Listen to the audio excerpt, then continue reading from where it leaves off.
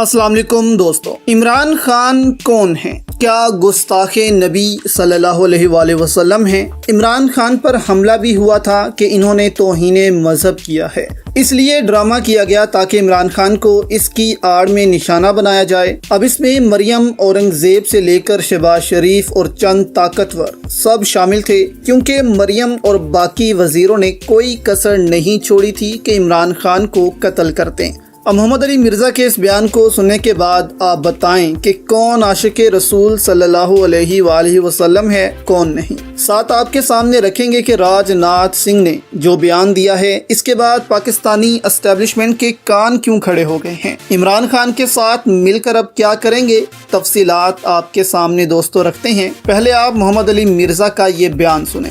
उस शख्स के ऊपर जिसने यूएनओ के अंदर बेहतरीन तकरीर की, ला इलाहा इल्लल्लाह का नारा बुलंद किया, उस शख्स के ऊपर जिसने इस्लामोफोबिया के खिलाफ पूरी दुनिया के अंदर इतनी ताकतवर आवाज उठाई कि कभी किसी मुसलमान हुक्मरान ने नहीं उठाई, और उसका रिजल्ट ये निकला कि 15 मार्च हर साल जो है इस्लामोफोबिया के हवाले से एक दिन करार दे दिया गया।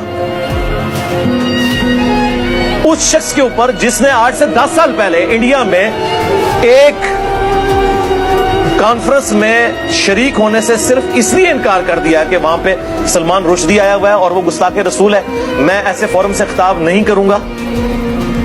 अब उस शख्स को भी अपने इश्क़ रसूल का सर्टिफिकेट इन जाहिल मौलवियों से लेना पड़ेगा, इन जाहिल पॉलिटिशियन से लेना पड़ेगा, इन जाहिल उन पिट्ठुओं से लेना पड़ेगा। अब इसके बाद क्या कोई कसर रह गई है कि ये अब इमरान खान को गुस्ताख कहें, जिन्होंने सबसे ज़्यादा इस्लामोफोबिया पर काम किया है और दुनिया में एक दिन मुकर्रर किया जिसमें इस्लामोफोबिया के खिलाफ लड़ने का दिन मनाया जाएगा, यानी कि पूरा एक दिन इस्लामोफोबिया के नाम कर दिया गया कि दुनिया को पता लगे कि आज कौन सा दिन है और दुनिया को ये नॉलेज मिले कि हमें इस्लामोफोबिया को बढ़ाना भड़काना नहीं चाहिए। अब आप बताएं कि क्या ऐसा कुछ कभी किसी मौलवी ने किया जो फतवे लगाते फिर रहे हैं, या किसी दूसरे सियासतदान ने किया चोरी के अलावा? तो अवाम में शऊर का होना बहुत ज़्यादा ज़रूरी है, और इस वक्त जो कौम तैयार हो रही है, इससे अब ये 40-50 साल तो जान नहीं छुड़वा सकेंगे। अब इस कौम से आगे जो कौम तैयार होगी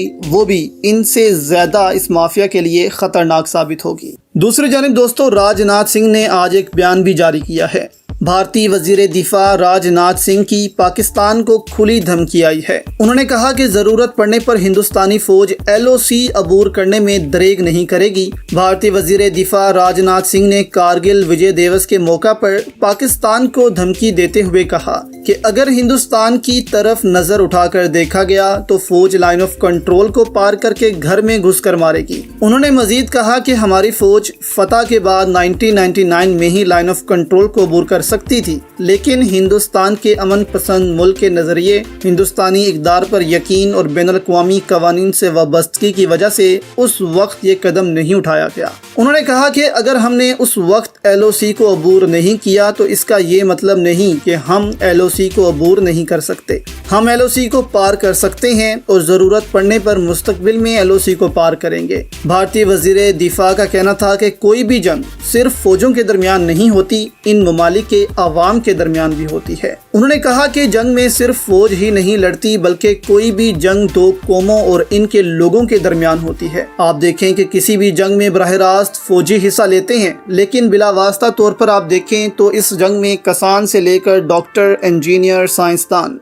और बहुत से दूसरे लोग शामिल होते हैं। अब इसमें साफ नजर आ रहा है कि राजनाथ सिंह पाकिस्तान पर तंज कर रहे हैं, क्योंकि इस वक्त अवाम और इदारा आमने सामने है, लेकिन बहुत जल्द ये दूरियां खत्म हो जाएंगी और अवाम फिर से अपने इदारे के पीछे खड़ी होगी। अब इन बयानात से एस्टेब्लिशमेंट के कान दोस्तों जरूर खड़े हो गए हैं यहाँ पर, क्योंकि पहले तो सिर्फ पाकिस्तान में ये बातें की जा रही थी, लेकिन अब भारत जैसा दुश्मन मुल्क भी पाकिस्तान को ये कहता फिर रहा है کہ جنگیں دو فوجوں کے درمیان نہیں ہوتی بلکہ دو قوموں کے درمیان ہوتی ہیں اور عوام آپس میں بھی لڑتی ہے۔ جیسے فروری میں پاکستان نے بھارت کا طیارہ گرایا تو پاکستان کی پوری قوم فوج کے پیچھے کھڑی تھی اور بھارت کا ہر پروپیگنڈا ناکام بنایا۔ کیسے ناکام بنایا؟ کیونکہ عوام اپنی فوج کے پیچھے کھڑی تھی۔ لیکن آج ایسا نہیں ہے۔ آج یہ سب اس لیے نہیں ہے کیونکہ عوام کے ووٹ کی قدر نہیں ہے اس ملک میں۔ جب عوام کے ووٹ کی قدر ختم ہو جاتی ہے تو پھر آپ کو معلوم ہے کہ عوام ریاست سے دور ہو جاتی ہے، اور جب عوام ریاست سے دور ہونا شروع ہو جاتی ہے تو پھر ریاست کمزور ہونا شروع ہو جاتی ہے۔ اس لیے اب اسٹیبلشمنٹ کو یہ بھی سوچنا چاہیے کہ عمران خان کے ساتھ مل کر دوبارہ اس ریاست کو مضبوط کیا جائے، عوام کا اعتماد بحال کیا جائے اور عوام کو اپنے پیچھے کھڑا کیا جائے۔ اور اب اسٹیبلشمنٹ میں یہ سوچ آ چکی ہے کہ اب صرف عمران خان ہی ان کا وقار دوبارہ بحال کر سکتے ہیں۔